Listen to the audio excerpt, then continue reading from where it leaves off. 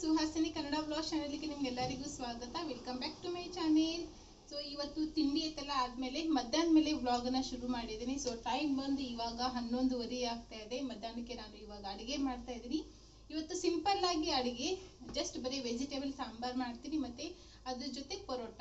So paratha ಜೊತೆ vegetable sambar ತುಂಬಾನೇ ಚೆನ್ನಾಗಿ ಅನಿಸುತ್ತೆ. ಸಾಂಬಾರು ಪಲ್ಯ ಈ ಥರ ಎಲ್ಲ ಮಾಡೋಕ್ಕಿಂತ ಎಲ್ಲ ಒಟ್ಟಿಗೆ ಒಂದೇ ಸರ್ತಿ ಕುಕ್ಕರಲ್ಲಿ ಹಾಕಿ 1-2 ವಿಸಿಲನ್ನು ಕೂಗಿಸ್ಕೊಂಡ್ರೆ ಸಾಕು. ಪಲ್ಯ ಬಿ ಅದರಲ್ಲಿ ಇರುತ್ತೆ, ಸಾಂಬಾರ್ ಬಿ ಅದರಲ್ಲಿನೇ ಇರುತ್ತೆ.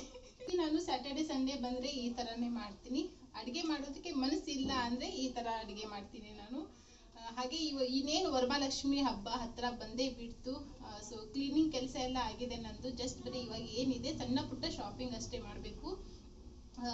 ಈ ಸರ್ತಿ ವರಮಹಾಲಕ್ಷ್ಮಿ ಹಬ್ಬ ನಾನು ಅಷ್ಟೊಂದೇನು ಗ್ರ್ಯಾಂಡಾಗಿ ಮಾಡೋದಿಲ್ಲ. ಸೊ ನನ್ನ ಕೈಲಿ ಎಷ್ಟು ಸಾಧ್ಯವಾಗುತ್ತೋ ಅಷ್ಟು ಮಾತ್ರ ಮಾಡ್ತೀನಿ ನಾನು. ಅಂದರೆ ಆಲ್ಮೋಸ್ಟ್ ಒಂದು 5 ವರ್ಷ ಆಯಿತು ನಾನು ವರಮಹಾಲಕ್ಷ್ಮಿ ಹಬ್ಬ ಏನೂ ಮಾಡೇ ಇಲ್ಲ. ಸೊ ಅಷ್ಟೊಂದು ಡೆಕೋರೇಷನ್ ಐಟಮ್ಸ್ ಆಗಲಿ ಇದು ಆಗಲಿ ನನ್ನ ಹತ್ರ ಏನೂ ಕೂಡ ಇಲ್ಲ. ಜಸ್ಟ್ ವೆರಿ ಸಿಂಪಲ್ ಆಗಿ ಎಷ್ಟಿದೆ ಅಷ್ಟರಲ್ಲಿ ಮಾಡ್ತೀನಿ. ಹಾಗೆ ಈ ವರ್ಷ ವರಮಹಾಲಕ್ಷ್ಮಿ ಹಬ್ಬಕ್ಕೆ ನಾನು ಒಂದು ಗೋಲ್ಡ್ ಕೂಡ ಪರ್ಚೇಸ್ ಮಾಡಿದೆ. ಸೊ ಅದನ್ನು ಕೂಡ ನಿಮ್ಮ ಜೊತೆ ಶೇರ್ ಮಾಡ್ಕೋತೀನಿ. ಹಬ್ಬದ ದಿವಸನೇ ತೋರಿಸ್ತೀನಿ ನಿಮಗೆ ನಾನು ಏನು ಗೋಲ್ಡ್ ತೊಗೊಂಡೆ ಅಂತ ಅಂದ್ಬಿಟ್ಟು. ಹಾಗೆ ಇವಾಗ ಅದಕ್ಕೆ ಮೇನೆ ಇರೋದ್ರಿಂದ ಅಮ್ಮ ಒಂದು ಏನಾದರೂ ಬೆಳ್ಳಿದು ತಗೊಂತ ಹೇಳಿದ್ರು. ಸೊ ಅದಕ್ಕೆ ಹೋಗಿದ್ವಿ ತೊಗೊಂಬರೋದಕ್ಕೆ. ಆದರೆ ಬೆಳ್ಳಿ ಬದಲಾಗಿ ನಾನು ಗೋಲ್ಡ್ ತೊಗೊಂಡೆ. ಸ್ವಲ್ಪ ಜಾಸ್ತಿ ಅಮೌಂಟದೇ ತೊಗೊಂಡೆ ನಾನು. ಅದನ್ನು ಬೆಳ್ಳಿ ಮತ್ತು ಗೋಲ್ಡ್ ಎರಡೂ ಕೂಡ ವರಮಹಾಲಕ್ಷ್ಮಿ ಹಬ್ಬದನ್ನೇ ತೋರಿಸ್ತೀನಿ. ಆದರೆ ನಾನು ಇದುವರೆಗೂ ಹಾಕ್ಕೊಂಡೇ ಇಲ್ಲ ನನ್ನದು. ಸೊ ಫಸ್ಟ್ ದೇವರಿಗೆ ಏರ್ಸೋಣ, ಆಮೇಲೆ ನಾನು ಯೂಸ್ ಮಾಡೋಣ ಅಂತ ಅಂದ್ಕೊಂಡು ಹಾಗೆ ಎತ್ತಿಟ್ಟಿದ್ದೀನಿ. ಸೊ ವರಮಹಾಲಕ್ಷ್ಮಿ ಹಬ್ಬದ ದಿನನೇ ಫಸ್ಟ್ ಲಕ್ಷ್ಮಿಗೆ ಏರಿಸ್ಬಿಟ್ಟು ಆಮೇಲೆ ನಾನು ಹಾಕೋತೀನಿ. ಸೊ ಇವಾಗ ಬೇಗ ಅಡುಗೆದೆಲ್ಲ ಮಾಡಿಬಿಟ್ಟು ನಾನು ಮತ್ತು ಶ್ರಾವಣಿ ಸ್ವಲ್ಪ ಇಲ್ಲೇ ಮಾರ್ಕೆಟ್ಗೆ ಹೋಗಿ ಬರ್ತೀವಿ. ತುಂಬ ದೂರ ಏನಿಲ್ಲ, ಇಲ್ಲೇ ನಮ್ಮ ಮನೆ ಹತ್ತಿರದಲ್ಲಿ ಇರುವಂತಹ ಮಾರ್ಕೆಟ್ಗೆಲ್ಲ ಹೋಗ್ಬಿಟ್ಟು ಸೊ ಹಬ್ಬಕ್ಕೆ ಏನೇನು ಬೇಕು ಏನೇನಿಲ್ಲ ಬೇಸಿಕ್ ಎಲ್ಲ ತೊಗೊಂಡು ಬರ್ತೀವಿ ಅಲ್ಲ ಬಿಡು. ಸೊ ಎಲ್ಲರದ್ದು ಕೂಡ ಸ್ನಾನ ಎಲ್ಲ ಆಗಿದೆ. ಇವತ್ತು ಶ್ರಾವಣಿ ಕೂಡ ನಾನು ಎಣ್ಣೆ ಹಚ್ಚಿಬಿಟ್ಟು ತಲೆ ಸ್ನಾನ ಅಂತೆಲ್ಲ ಮಾಡಿದೆ. ಹಾಗೆ ನಾನು ಮೇಲ್ಗಡೆದೆಲ್ಲ ಕ್ಲೀನಿಂಗ್ ಕೆಲಸ ಮಾಡಬೇಕಾದ್ರೆ ಡಸ್ಟ್ ಇದೆಲ್ಲ ಬಿದ್ದುಬಿಟ್ಟು ನನಗೆ ಫುಲ್ ಅಲರ್ಜಿ ಆಗಿಬಿಟ್ಟಿತ್ತು. ಕಿವಿ, ನೆಕ್, ಮುಖ ಎಲ್ಲ ಫುಲ್ ಅಲರ್ಜಿ ಆಗಿಬಿಟ್ಟಿತ್ತು. ಅದಕ್ಕೆ 3-4 ದಿವಸದಿಂದ ನಾನು ವಿಡಿಯೋ ಮಾಡೋದಕ್ಕೆ ಹೋಗಲಿಲ್ಲ. ಇನ್ನೂ ಒಂದು ಸ್ವಲ್ಪ ಇದೆ ನೆಕ್ಕಲ್ಲಿ. ಸೊ ಫುಲ್ ಎಲ್ಲ ರೆಡ್ ಆಗಿಬಿಟ್ಟಿತ್ತು. ಆದರೆ ಕ್ರೀಮ್ ಮತ್ತು ಟ್ಯಾಬ್ಲೆಟ್ ಎರಡೂ ಕೂಡ ಹಚ್ಕೋತಾ ಇದ್ದೀನಿ ನಾನು. ಸ್ವಲ್ಪ ಪರವಾಗಿಲ್ಲ ನಿನ್ನೆನ್ಕಿಂತ ಇವಾಗ.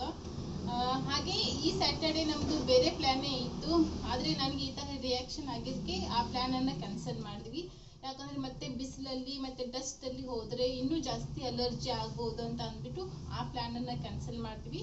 ಸೊ ಫಸ್ಟ್ ಇದು ಹಬ್ಬ ಇದೆಲ್ಲ ಮುಗೀಲಿ, ಆಮೇಲೆ ನೋಡೋಣ ಅಂತ ಅಂದ್ಬಿಟ್ಟು ಸದ್ಯಕ್ಕೆ ಅದು. ಸೊ ಇವಾಗ ನಾನು ಬೇಗ ಅಡುಗೆ ಮಾಡ್ತೀನಿ. ನಾನು ಆಲ್ರೆಡಿ ಕುಕ್ಕರಲ್ಲಿ ಬೇಳೆ ಸ್ವಲ್ಪ ಅರಿಶಿನ ಹಾಕಿಬಿಟ್ಟು ಬೇಯಿಸಿಟ್ಟಿದ್ದೀನಿ. ಬೇಳೆ ಬೆಂದಿದೆ. ಸೊ ಇವಾಗ ಬೆಂದಿರುವಂಥ ಬೇಳೆಗೆ ತರಕಾರಿ ಎಲ್ಲ ಹಾಕಿಬಿಟ್ಟು ಒಗ್ಗರಣೆ ಹಾಕ್ತೀನಿ.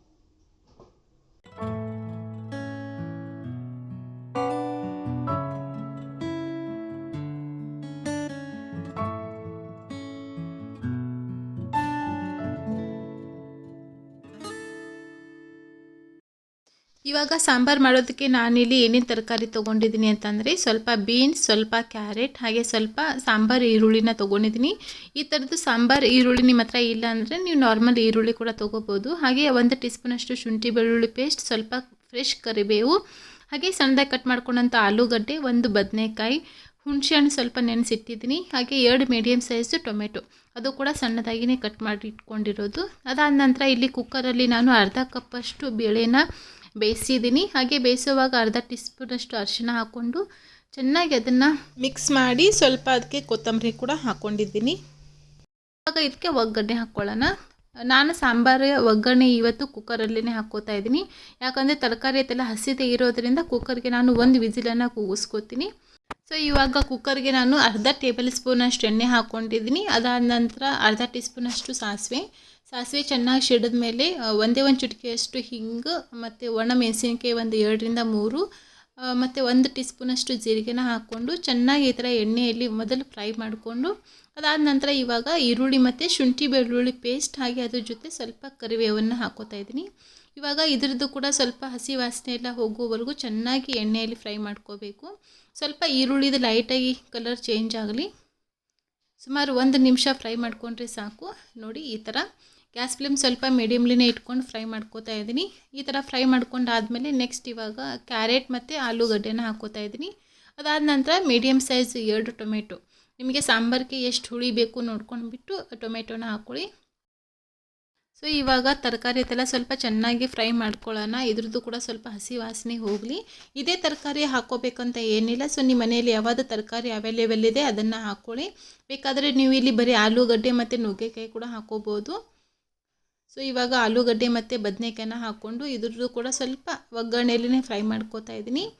ಈ ರೀತಿ ಫ್ರೈ ಮಾಡೋದ್ರಿಂದ ತರಕಾರಿದು ಹಸಿ ವಾಸನೆ ಹೋಗುತ್ತೆ ಮತ್ತು ನಿಮ್ಮ ಸಾಂಬಾರು ತುಂಬಾ ರುಚಿಯಾಗುತ್ತೆ. ಸೊ ನೋಡಿ ಸುಮಾರು 1 ನಿಮಿಷ ನಾನು ಇದನ್ನು ಚೆನ್ನಾಗಿ ಫ್ರೈ ಮಾಡ್ಕೊಂಡಿದ್ದೀನಿ. ಇವಾಗ ಇದಕ್ಕೆ ನೆಕ್ಸ್ಟ್ ನಾನು ಸಾಂಬಾರು ಪೌಡರ್ ಹಾಕೋತಾ ಇದ್ದೀನಿ. ಸುಮಾರು 3 ರಿಂದ 4 ಟೀ ಸ್ಪೂನಷ್ಟು ನಾನಿಲ್ಲಿ MTR ಸಾಂಬಾರು ಪೌಡರನ್ನು ಯೂಸ್ ಮಾಡ್ತೀನಿ. ನೀವು ನಾರ್ಮಲ್ ಮನೆಯಲ್ಲಿ ಯಾವ ಸಾಂಬಾರು ಪೌಡರ್ ಯೂಸ್ ಮಾಡ್ತೀರ ಅದನ್ನೇ ಹಾಕ್ಕೊಳ್ಳಿ. ಖಾರ ಎಷ್ಟು ಬೇಕು ನೋಡ್ಕೊಂಡ್ಬಿಟ್ಟು ಹಾಕ್ಕೊಳ್ಳಿ. ಇವಾಗ ಸಾಂಬಾರು ಪೌಡರ್ ಹಾಕ್ಕೊಂಡಾದಮೇಲೆ ಮಸಾಲ ಎಲ್ಲ ತುಂಬಾ ಡ್ರೈ ಅನ್ನಿಸ್ತಾ ಇದೆ. ಅದಕ್ಕೆ ನಾನು ಒಂದು ಸ್ವಲ್ಪ ನೀರನ್ನು ಹಾಕ್ಕೊಂಡಿದ್ದೀನಿ. ಜಾಸ್ತಿ ಬೇಡ, ಜಸ್ಟ್ ಬರೀ ಇದು ಫ್ರೈ ಮಾಡೋದಕ್ಕೆ ನಮಗೆ ಎಷ್ಟು ಬೇಕು ನೋಡ್ಕೊಂಡ್ಬಿಟ್ಟು ನೀರನ್ನು ಹಾಕ್ಕೊಳ್ಳಿ. ಸುಮಾರು ಒಂದು ಚಿಕ್ಕ ಲೋಟದಲ್ಲಿ ಒಂದು ಅರ್ಧ ಲೋಟದಷ್ಟು ಹಾಕ್ಕೊಂಡು ಚೆನ್ನಾಗಿ ಇದನ್ನು ಈ ಥರ ಮಿಕ್ಸ್ ಮಾಡಿಕೊಂಡು ಸ್ವಲ್ಪ ಮಸಾಲದು ಕೂಡ ಹಸಿ ವಾಸನೆ ಹೋಗಬೇಕು ಅಲ್ಲಿವರೆಗೂ ಇದನ್ನು ಹಾಗೆ ಬಿಡಿ. ಇವಾಗ ನೆಕ್ಸ್ಟ್ ನಾನು ಹುಣಸೆಹಣ್ಣಿನ ರಸ ಹಾಕ್ಕೋತಾ ಇದ್ದೀನಿ. ಟೊಮೆಟೊ ಕೂಡ ನಾವು ಇಲ್ಲಿ ಯೂಸ್ ಮಾಡಿದ್ದೀವಿ. ಸೊ ಹಾಗಾಗಿ ಹುಣಸೆಹಣ್ಣು ಹಾಕ್ಕೋಬೇಕಾದ್ರೆ ಹುಳಿ ಎಷ್ಟು ಬೇಕು ನೋಡ್ಕೊಂಡ್ಬಿಟ್ಟು ಹಾಕ್ಕೊಳ್ಳಿ. ಸೊ ನೋಡಿ ಈ ಥರ ಇವಾಗ ಚೆನ್ನಾಗಿ ಕುದೀತಾ ಇದೆ. ಈ ಟೈಮಲ್ಲಿ ಇವಾಗ ನಾವು ಇದಕ್ಕೆ ಬೇಯಿಸಿಟ್ಟಿರುವಂಥ ಬೇಳೆ ಹಾಕ್ಕೊಳ್ಳೋಣ. ನಾನಿಲ್ಲಿ ತೊಗರಿಬೇಳೆನ ಯೂಸ್ ಮಾಡ್ತಾಯಿದ್ದೀನಿ. ನೀವು ಬೇಕಾದರೆ ಇಲ್ಲಿ ಹೆಸರುಬೇಳೆ ಮತ್ತು ತೊಗರಿಬೇಳೆ ಎರಡೂ ಕೂಡ ಮಿಕ್ಸ್ ಮಾಡ್ಕೊಂಡು ಹಾಕ್ಕೋಬೋದು. ಇವಾಗ ನಿಮಗೆ ಸಾಂಬಾರು ಎಷ್ಟು ಗಟ್ಟಿ ಬೇಕು ಎಷ್ಟು ತಿಳುವಾಗಬೇಕು ನೋಡ್ಕೊಂಡ್ಬಿಟ್ಟು ನೀರನ್ನು ಹಾಕ್ಕೊಳ್ಳಿ. ಸೊ ನೆಕ್ಸ್ಟ್ ಇದಕ್ಕೆ ರುಚಿಗೆ ತಕ್ಕಷ್ಟು ಉಪ್ಪು ಮತ್ತು ಸ್ವಲ್ಪ ಬೆಲ್ಲ ಹಾಕ್ಕೋತಾ ಇದ್ದೀನಿ. ಸ್ವಲ್ಪ ಬೆಲ್ಲ ಹಾಕ್ಕೊಂಡು ಇವಾಗ ಕುಕ್ಕರ್ದು ಲಿಡ್ಡನ್ನು ಕ್ಲೋಸ್ ಮಾಡಿ ಕುಕ್ಕರ್ಗೆ ನಾನು 1 ವಿಸಿಲನ್ನು ಕೂಗಿಸ್ಕೋತೀನಿ. 1 ವಿಸಿಲಲ್ಲಿ ತರಕಾರಿ ಎಲ್ಲ ಸಾಫ್ಟ್ ಆಗಿಬಿಡುತ್ತೆ. ಆವಾಗ ನಮ್ಮದು ಸಾಂಬಾರು ರೆಡಿ ಆಗುತ್ತೆ. ಇವಾಗ ರೆಡಿ ಆಗಿಬಿಟ್ಟು ಹೊರಗಡೆ ಹೋಗ್ತಾ ಇದ್ದೀವಿ. ಅಡುಗೆದೆಲ್ಲ ಮಾಡಿಟ್ಟೆ ನಾನು. ಈ ಕಡೆ ಸಾಂಬಾರು ಮಾಡಿದ್ದೀನಿ, ಈ ಕಡೆ ಅನ್ನ ಮಾಡಿದ್ದೀನಿ. ಪರೋಟಾನ ಬರಬೇಕಾದ್ರೆ ತೊಗೊಂಬರ್ತೀನಿ. ಸೊ ಇವಾಗ ನಾನು ಶ್ರಾವಣಿ ನಮ್ಮನೆಯವರು 4 ಜನ ಹೊರಡ್ತಾ ಇದ್ದೀವಿ. ಟೈಮ್ ಬಂದು ಇವಾಗ 1:15 ಆಗ್ತಾ ಇದೆ. ಸೊ ಬೇಗ 1 ಅವರಲ್ಲಿ ಹೋಗಿಬಿಟ್ಟು ಬರೋಣ ಅಂತ ಅಂದ್ಬಿಟ್ಟು ಹೋಗೋದು. ಸೊ 2 ಗಂಟೆ ಅನ್ನಷ್ಟರಲ್ಲಿ ಬರ್ತೀವಿ. ಜಾಸ್ತಿ ಏನು ಶಾಪಿಂಗ್ ಮಾಡೋದಿಲ್ಲ. ಸೊ ನೋಡೋಣ ಅಲ್ಲಿ ಹೋದ್ಮೇಲೆ ಏನೇನಾಗುತ್ತೆ ಅಂತ ಹೇಳಿಬಿಟ್ಟು. ಸೊ ಏನೇನು ತೊಗೋತೀನಿ ಅದೆಲ್ಲ ಕೂಡ ಬಂದಮೇಲೆ ನಿಮ್ಮ ಜೊತೆ ಶೇರ್ ಮಾಡ್ತೀನಿ. ಸೊ ಬನ್ನಿ ಇವಾಗ ಬೇಗ ಹೋಗೋಣ. ಆಲ್ರೆಡಿ ನಮ್ಮ ಮನೆಯವರು ಕೆಳಗಡೆ ವೇಟ್ ಮಾಡ್ತಾ ಇದ್ದಾರೆ. ನಾವು ಶಾಪ್ ಹತ್ರ ಹೋಗ್ತಾ ಇದ್ದಾಗೇ ಹೊರಗಡೆನೇ ನೋಡಿ ಈ ಥರದ ಲಕ್ಷ್ಮೀದು ಗೊಂಬೆಗಳೆಲ್ಲ ಇಟ್ಟಿದ್ದಾರೆ. ಇವಾಗ ಇದು ತುಂಬಾ ಟ್ರೆಂಡಲ್ಲಿ ಇರೋದು. ಜಾಸ್ತಿ ಅಂದರೆ ಎಲ್ಲರೂ ಇದನ್ನೇ ತೊಗೊಂಡು ಹೋಗ್ತಾರೆ. ಇದರಲ್ಲಿ ನಿಮಗೆ ವಿತ್ ಸ್ಟೋನ್ದು ಕೂಡ ಸಿಗುತ್ತೆ, ಹಾಗೆ ವಿತೌಟ್ ಸ್ಟೋನ್ದು ಕೂಡ ಸಿಗುತ್ತೆ. ವಿತ್ ಸ್ಟೋನ್ದು ಎಲ್ಲ ರೆಡಿ ಮಾಡಿಟ್ಟಿರುವಂಥ ಗೊಂಬೆ ನೋಡಿ. ಇದು ಗ್ರೀನ್ ಕಲರ್ದು ಎಷ್ಟು ಚೆನ್ನಾಗಿದೆ ಅಂತ ನೋಡಿದ ತಕ್ಷಣ ಎಷ್ಟು ಇಷ್ಟ ಆಯ್ತಂದರೆ ಹಾಗೆ ನಾನಂತೂ ನೋಡ್ಕೋತ ನಿಂತ್ಬಿಟ್ಟೆ. ಎಷ್ಟು ಲಕ್ಷಣ ಇದೆ ನೋಡಿ ಆ ಗ್ರೀನ್ ಸಾರಿ ಇರೋಂಥ ಗೊಂಬೆಗೆ. ಹಾಗೆ ಈ ಕಡೆ ನಿಮಗೆ ಫ್ಲ್ಯಾಗ್ ಕೂಡ ಇಟ್ಟಿದ್ದಾರೆ. ಇನ್ನೇನು ಇಂಡಿಪೆಂಡೆನ್ಸ್ ಡೇ ಕೂಡ ಬರ್ತಲ್ಲ. ಸೊ ಹಾಗಾಗಿ ಮಕ್ಕಳಿಗೆಲ್ಲ ಬೇಕಾಗುತ್ತೆ ಫ್ಲ್ಯಾಗ್ ಸ್ಕೂಲಿಗೆ ತೊಗೊಂಡು ಹೋಗೋದಕ್ಕೆ, ಹಾಗಾಗಿ ಇಟ್ಟಿದ್ದಾರೆ. ಅದಾದ ನಂತರ ಹಾಗೆ ಮುಂದಗಡೆ ಬರ್ತಾ ಇದ್ದಂಗೆ ವಿತೌಟ್ ಫೇಸ್ ಬರೀ ಬಾಡಿ ಮಾತ್ರ ನಿಮಗೆ ಬೇಕಂದರೆ ಅದು ಕೂಡ ನಿಮಗೆ ಲಕ್ಷ್ಮೀದು ಇದು ಬಾಡಿ ಸಿಗುತ್ತೆ. ಹಾಗೆ ಲಕ್ಷ್ಮಿಗೆ ಏನೇನು ಡೆಕೋರೇಷನ್ ಐಟಮ್ಸ್ ಬೇಕು ಅದೆಲ್ಲ ಕೂಡ ಇಲ್ಲಿ ಇಟ್ಟಿದ್ದಾರೆ. ಹಾಗೆ ಈ ಬಾಕ್ಸಲ್ಲಿ ಕೈಗಳಿದೆ ಲಕ್ಷ್ಮಿಗೆ ಹಚ್ಚೋದಕ್ಕೆ. ಇದು ನಿಮಗೆ ವಿತ್ ಸ್ಟೋನ್ ಕಲರ್ಫುಲ್ ಸ್ಟೋನ್ ಬೇಕಂದರೆ ಅದು ಕೂಡ ಸಿಗುತ್ತೆ, ಮತ್ತು ವೈಟ್ ಸ್ಟೋನಲ್ಲಿ ಬೇಕಂದರೆ ಅದು ಕೂಡ ಇದೆ. ಸೊ ಪ್ರೈಸ್ ನಿಮಗೆ ಎರಡೂ ಕೂಡ ಡಿಫ್ರೆಂಟಾಗಿದೆ. ಅದಾದ ನಂತರ ಈ ಕಡೆ ಬಂದುಬಿಟ್ಟು ಕ್ರೋನ್ ನೋಡಿ, ಇದು ಕೂಡ ತುಂಬಾ ಚೆನ್ನಾಗಿತ್ತು. ಎಷ್ಟೊಂದು ವೆರೈಟಿ ಇದಾವಂದರೆ ಮಾರ್ಕೆಟಲ್ಲಿ ನಿಮಗೆ ಎಲ್ಲಿ ನೋಡ್ತೀರಾ ಅಲ್ಲಿ ಇದೇ ಸಿಗುತ್ತೆ ನಿಮಗೆ. ತುಂಬಾ ಡೆಕೋರೇಷನ್ ಐಟಮ್ಸ್ಗಳೆಲ್ಲ ಇದ್ದಾವೆ. ಸೊ ಇದು ಪ್ರೈಸ್ ಬಂದುಬಿಟ್ಟು ನಿಮಗೆ 100-200 ಒಳಗಡೆನೇ ಇದೆ. ಸೊ ಇದ್ರ ಪ್ರೈಸ್ ಬಂದುಬಿಟ್ಟು 158 ಅಂತೆ. ನಿಮಗೆ ಬಾರ್ಗಿಂಗ್ ಕೂಡ ಮಾಡಿಕೊಡ್ತಾರೆ. ಸೊ ಜಾಸ್ತಿ ಕ್ವಾಂಟಿಟಿಯಲ್ಲಿ ಏನಾದರೂ ಪರ್ಚೇಸ್ ಮಾಡಿದ್ರೆ ನಿಮಗೆ ಇದು ಪ್ರೈಸ್ ಕಡಿಮೆ ಆಗುತ್ತೆ. ಸೊ ನೋಡ್ಕೊಂಡು ಬಿಟ್ಟು ತೊಗೋಬೇಕು ಅಷ್ಟೇ. ಎಲ್ಲೇ ಹೋದರೂ ಅಷ್ಟೇ, ನೀವು ಎಷ್ಟು ಚೆನ್ನಾಗಿ ಬಾರ್ಗಿಂಗ್ ಮಾಡ್ತೀರಾ ಅಷ್ಟು ನಿಮಗೆ ಕಡಿಮೆ ರೇಟಲ್ಲಿ ಸಿಗುತ್ತೆ. ಇದು ನೋಡಿ, ಬರೀ ನಿಮಗೆ ಈ ಥರದ್ದು ಮುಖ ಮಾತ್ರ ಬೇಕಂದರೆ ಅದು ಕೂಡ ಇಟ್ಟಿದ್ದಾರೆ. ಅದರಲ್ಲಿ ಕೂಡ ಚಿಕ್ಕ ಸೈಜ್ ದೊಡ್ಡ ಸೈಜ್ ಎಲ್ಲ ಕೂಡ ಇದೆ. ಹಾಗೆ ಬೆಳ್ಳಿದ ಮೂರ್ತಿಗಳಿದ್ದಾವೆ, ಅಂದರೆ ಪಾಲಿಷ್ ಮಾಡಿರುವಂತಹ ಮೂರ್ತಿಗಳು. ಸೊ ನೋಡಿ ಈ ಥರ. ಹಾಗೆ ನಿಮಗೆ ಬರೀ ಹೂವಿಂದು ದಂಡಿ ಬೇಕಂದರೆ ಹಚ್ಚೋದಕ್ಕೆ ಅದು ಕೂಡ ಇದೆ. ತುಂಬ ಡೆಕೋರೇಷನ್ ಐಟಮ್ಸ್ ಇದ್ದು. ಇದರಲ್ಲಿ ನನಗೆ ಎಷ್ಟೊಂದೆಲ್ಲ ಏನೂ ಗೊತ್ತೇ ಇಲ್ಲ ಯಾವ ಥರ ಯೂಸ್ ಮಾಡೋದು ಅಂತ ಹೇಳಿಬಿಟ್ಟು ಆ ಶಾಪ್ದವನಿಗೆ ನಾನು ಕೇಳ್ತಾ ಇದ್ದೆ. ಸೊ ಇದು ಯಾವ ಥರ ಯೂಸ್ ಮಾಡೋದು ಏನಂತ ಹೇಳಿಬಿಟ್ಟು. ಅದಾದ ನಂತರ ನನ್ನ ಹತ್ರ ಮೂರ್ತಿ ಇದೆ, ಅದಕ್ಕೆ ಮೇಲ್ಗಡೆದು ಬರೀ ಏನು ಕೂದಲ್ದು ಅಲಂಕಾರ ಮಾಡಿದ್ದಾರೆ ಅದು ಮಾತ್ರ ನನಗೆ ಬೇಕಾಗಿತ್ತು. ಆದರೆ ಅವರು ಬೋ ಥರ ಕೊಟ್ಟರು ನನಗೆ. ಸೊ ಅದು ಏನು ಫಿಕ್ಸ್ ಮಾಡೋದಕ್ಕೆ ಬರೋದಿಲ್ಲ ನನಗೆ, ಅದಕ್ಕೆ ನಾನು ಅದನ್ನು ಬಿಟ್ಟೆ. ಅದಾದ ನಂತರ ಜಸ್ಟ್ ಬ್ಯಾಕ್ ಸೈಡ್ದು ಡೆಕೋರೇಷನ್ಸ್ ಏನು ಬೇಕು ಅದನ್ನು ಮಾತ್ರ ನೋಡ್ತಾ ಇದೆ. ಹಾಗೆ ಇಲ್ಲಿ ಲಕ್ಷ್ಮಿಗೆ ಹಾಕೋದಕ್ಕೆ ನಿಮಗೆ ಕೊಳ್ಳಂದು ನಕ್ಲೆಸ್ ಕೂಡ ಸಿಗುತ್ತೆ, ಲಾಂಗ್ ಚೈನ್ ಹೇಳ್ತೀವಲ್ಲ ಅದು. ಅದಾದ ನಂತರ ಇಲ್ಲಿ ನೋಡಿ ಬ್ರಾಸ್ಲೆಟ್ಸ್ ಇದ್ದಾವೆ, ಮತ್ತು ಡಾಬು, ಅದು A to Z ನಿಮ್ಗೆ ಏನೇನು ಬೇಕು ಅದೆಲ್ಲ ಕೂಡ ಸಿಗುತ್ತೆ ಈ ಶಾಪಲ್ಲಿ. ಡಾಬು ನೋಡಿ, ನಿಮ್ಗೆ ಯಾರಿಗಾದರೂ ಗಿಫ್ಟ್ ಕೊಡೋದಿದ್ರೆ ಅದು ಕೂಡ ಪ್ಲೇಟ್ಸ್ ಅದು ಇದೆಲ್ಲ ಕೂಡ ಇದೆ. ಹಾಗೆ ಈ ಕಡೆ ನಕ್ಲೆಸ್ ನೋಡ್ತಾ ಇದ್ದೀವಿ, ಇದರಲ್ಲಿ ಕೂಡ ನಿಮಗೆ ತುಂಬ ವೆರೈಟಿ ಸಿಗ್ತವೆ. ಯಾವ್ದು ಬೇಕು ಅದನ್ನು ನೀವು ತೊಗೋಬೋದು. ಸಿಂಪಲ್ ಒಂದೇ ಸ್ಟೋನ್ ಬೇಕಂದರೆ ಅದು ಕೂಡ ಇದೆ. ಈ ಶಾಪಲ್ಲಿ ನಿಮಗೆ ಪ್ರತಿಯೊಂದು ಸಿಗುತ್ತೆ, ಚಿಕ್ಕ ಕ್ಲಿಪ್ಪಿಂದ ದೊಡ್ಡದಾಗಿರೋ ನಕ್ಲೆಸ್ವರೆಗೂ A to Z ಎಲ್ಲ ಕೂಡ ಈ ಶಾಪಲ್ಲಿ ನಿಮಗೆ ಸಿಗುತ್ತೆ. ಹಾಗೆ ಇವಾಗ ಟ್ರೆಂಡಲ್ಲಿ ಇರೋವಂಥ ಡಾಬ್ಗಳು, ನಕ್ಲೆಸ್ ಇದೆಲ್ಲ ಕೂಡ ತುಂಬಾ ಚೆನ್ನಾಗಿದೆ. ಹಾಗೆ ಈ ಕಡೆ ಇಯರಿಂಗ್ಸ್ಗಳು ಇದ್ದಾವೆ. ನಾನು ಬರೀ ಒಂದು ಸೈಡಿಂದ ಮಾತ್ರ ಇದನ್ನು ಶೂಟ್ ಮಾಡ್ಕೊಂಡಿದ್ದೀನಿ, ಇನ್ನೂ ಒಂದು ಸೈಡಲ್ಲಿ ಇದಕ್ಕಿಂತ ಜಾಸ್ತಿ ವೆರೈಟಿ ನಿಮಗೆ ಸಿಗುತ್ತೆ.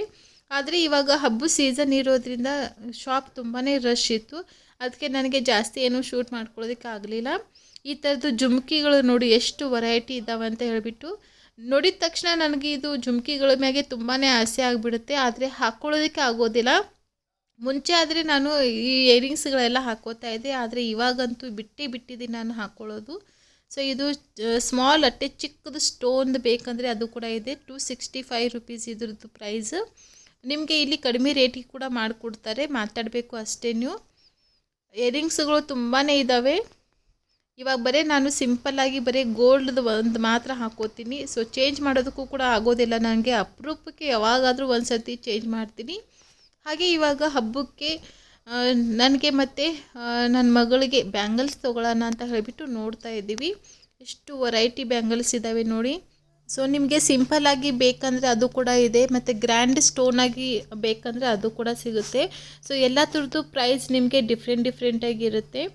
ಈ ಥರದ್ದು ಶಾಪ್ಗೆಲ್ಲ ಹೋದರೆ ನಮಗೆ ಟೈಮ್ ಎಷ್ಟಾಗುತ್ತೆ ಅಂತ ಗೊತ್ತೇ ಆಗೋದಿಲ್ಲ. ಸೊ ಮಿನಿಮಮ್ ಒಂದು 2-3 hours ಆದರೂ ನಮಗೆ ಬೇಕಾಗುತ್ತೆ. ಶಾಪಿಂಗೆಲ್ಲ ಮುಗಿಸ್ಕೊಂಡು ಮನೆಗೆ ಬರೋದಕ್ಕೆ ನನಗೆ ಟೈಮ್ ಆಲ್ಮೋಸ್ಟ್ 3:30 ಆಗಿತ್ತು. 1:30ಗೆ ನಾವು ಮನೆಯಿಂದ ಹೊರಟಿದ್ದು. 2:30ಗೆಲ್ಲ ಬರೋಣ ಅಂತ ಅಂದ್ಕೊಂಡ್ವಿ, ಆದರೆ 1 hour ಲೇಟ್ ಆಯಿತು. ಹಾಗೆ ಬರಬೇಕಾದ್ರೆ ನಾನು ಪರೋಟ ಕೂಡ ತೊಗೊಂಡು ಬಂದಿದ್ದೆ. ಬೆಳಿಗ್ಗೆ ಹೋಗಬೇಕಾದ್ರೇ ಅನ್ನ ಮತ್ತು ಸಾಂಬಾರೆಲ್ಲ ಕೂಡ ಮಾಡಿಟ್ಟಿದ್ದೆ. ಜಸ್ಟ್ ಇವಾಗ ನಾನು ಪರೋಟಾನ ಬಿಸಿ ಮಾಡಿ ಕೊಡ್ತಾ ಇದ್ದೀನಿ. ಎಲ್ಲರಿಗೂ ಕೂಡ ತುಂಬಾ ಹಸಿವಾಗಿದೆ.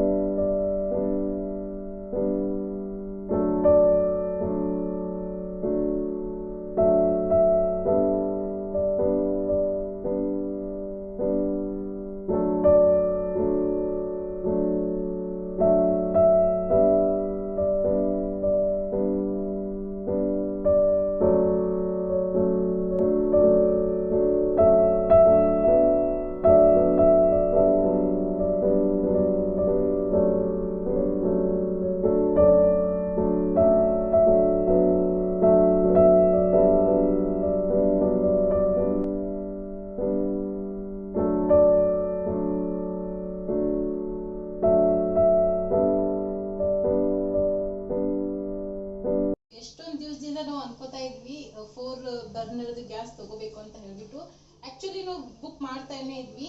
ಆದರೆ ಸಡನ್ಲಿ ನಮ್ಮ ಮನೆಗೆ ಬಂತು ಗ್ಯಾಸ್ ಇದು. ಅನ್ಕೊಂಡೇ ಇರ್ಲಿಲ್ಲ ಈ ತರದ ಗ್ಯಾಸ್ ನಮ್ಮ ಮನೆಗೆ ಬರುತ್ತೆ ಅಂತ ಹೇಳ್ಬಿಟ್ಟು. ಆಕ್ಚುಲಿ ಇದು ಗ್ಯಾಸ್ ನಾವು ಪರ್ಚೇಸ್ ಮಾಡಿರೋದಲ್ಲ, ಸೊ ಗಿಫ್ಟ್ ಬಂದಿರೋದು. ಸೊ ಮೊನ್ನೆನೋ ಶಾಪಿಂಗ್ ಮಾಡಿದ್ವಿ, ಅದಕ್ಕೆ ಗಿಫ್ಟ್ ಅಂತ ಹೇಳ್ಬಿಟ್ಟು ಇದು 4 ಬರ್ನರ್ ಗ್ಯಾಸ್ ನಮ್ಗೆ ಕೊಟ್ಟಿದ್ದಾರೆ. ಬಂದು ಆಲ್ರೆಡಿ 3-4 ದಿವಸ ಆಯಿತು, ಇನ್ನೂ ಆನ್ ಮಾಡಿರಲಿಲ್ಲನು. ಫೈನಲಿ ಇವತ್ತು ಸಂಜೆ ಎಲ್ಲ ಜಾಯಿಂಟ್ ಮಾಡಿಬಿಟ್ಟು ಪೂಜೆ ಮಾಡಿ ಹಾಲು ಉಪ್ಪಿಸ್ತಾ ಇದ್ದೀನಿ. ಅದೇ ರುಪ್ಪಾನೆ ಎಷ್ಟು ತಗೊಳ್ಳೋಕೆ ಟೈಮ್? ಬಿಸಿ ಆಗ್ಬೇಕಲ್ಲ ಅದು ಇನ್ನೂ. ನಾಗೇನು ಗ್ಲಾಸ್ ಅದ? ಇದು ಗ್ಲಾಸ್. ಅದು ತಳ್ಳೋದು? ಇದು ಸ್ಟೀಲ್ ಇದೆ, ಇದು ಗ್ಯಾಸ್. ಪರವಾಗಿಲ್ಲ, ಕ್ವಾಲಿಟಿ ಗಿಫ್ಟ್ ಆಗಿ ಬಂದರೂ ಕೂಡ ಕ್ವಾಲಿಟಿ ಚೆನ್ನಾಗಿದೆ. ಹಾಲು ಉಕ್ತಾ ಇದೆ.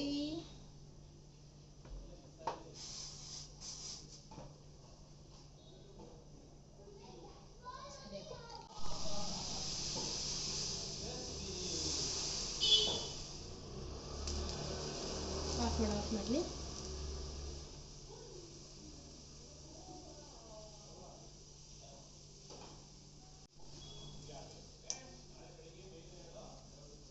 ಹಾಲು ಉಕ್ಷಿದಾಯ್ತು. ಇವಾಗ ಈ ಹಾಲಿಂದ ನಾನು ಮಕ್ಕಳಿಗೆ ಬಾದಾಮ್ ಹಾಲು ಕೊಡ್ತೀನಿ, ಮತ್ತೆ ನಮ್ಗೆ ಕಾಫಿ ಮಾಡ್ಕೊತೀನಿ. ಅರಿಶಿನ ಫ್ಲೇವರ್ಡ್ ಹಾಲು. ಯಾಕೆ ನನ್ನ ಮಕ್ಕಳಿಗೆ ಇಟ್ಟಿದ್ದೀನಿ? Without me using it, then you will.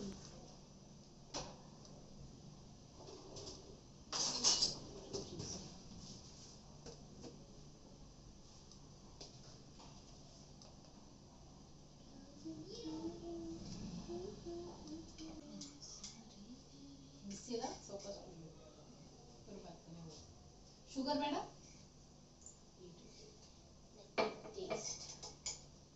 ಇವತ್ತಿಂದ ವಿಡಿಯೋನ ನಾನು ಇವತ್ತು ಇಲ್ಲಿಗೆ ಎಂಡ್ ಮಾಡ್ತಾ ಇದ್ದೀನಿ. ಮತ್ತೆ ನೆಕ್ಸ್ಟ್ ವಿಡಿಯೋಲಿ ಸಿಗ್ತೀನಿ. ಇವತ್ತಿಂದ ವಿಡಿಯೋ ನಿಮ್ಗೆ ಹೇಗೆ ಅನಿಸ್ತು ಅದನ್ನು ನನಗೆ ಕಮೆಂಟ್ ಸೆಕ್ಷನಲ್ಲಿ ತಿಳಿಸಿ. ವಿಡಿಯೋ ಇಷ್ಟ ಆಗಿದ್ರೆ ಲೈಕ್ ಮಾಡಿ, ಶೇರ್ ಮಾಡಿ, ಮತ್ತು ಹಾಗೆ ಚಾನಲ್ಗೆ ಕೂಡ ಸಬ್ಸ್ಕ್ರೈಬ್ ಮಾಡ್ಕೊಳ್ಳಿ. ಮತ್ತೆ ನೆಕ್ಸ್ಟ್ ವಿಡಿಯೋಲಿ ಸಿಗ್ತೀನಿ. Thank you so much for watching this video.